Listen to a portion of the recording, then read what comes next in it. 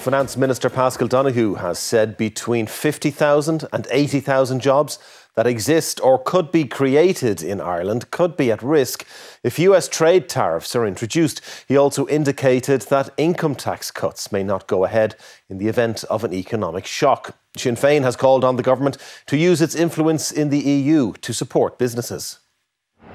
Europe is bracing itself for a big tariffs announcement from US President Donald Trump. These are expected to be significant, although much uncertainty lies ahead. In the fallout, Ireland is particularly exposed, with the Finance Minister warning that the economy, the public finances and employment could be hit. Over the medium term, and by medium term we mean across a 4 to 5 year period, it's very possible that between 50 and 80,000 jobs that would have been created or kept within this economy won't be. The Minister also warned that tax cuts would not go ahead in the event of an economic shock, as they would risk further eroding the tax base.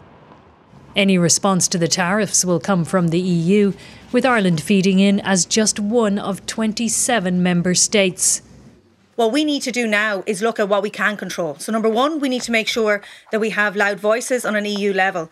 The second thing that we need to do is that we make sure that we actually support businesses. Other opposition members said they must be kept in the loop.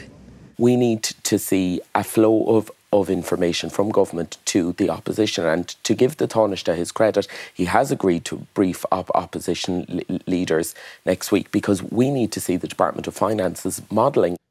Ireland is also under attack from the US administration for its tax policies. The Finance Minister rejected the accusation that Ireland runs a tax scam, saying US companies have substance in Ireland, jobs and factories. And Sandra joins us now in studio. And Sandra, clearly a lot of concern over this. Some developments tonight about contact with the US side. What can you tell us? Yes, so the Taoiseach Minister for Foreign Affairs, Simon Harris, has requested a call with the US Secretary of Commerce, Howard Lutnick. You saw him there in that package. And I understand that that call could take place as early as tomorrow. So Howard Lutnick has repeatedly taken aim at Ireland over its tax policies. Essentially, he is characterising Ireland as a tax haven, and that is something that the government is determined to rebut, to push back very forcefully against. And you saw it also today from Paschal Donohoe.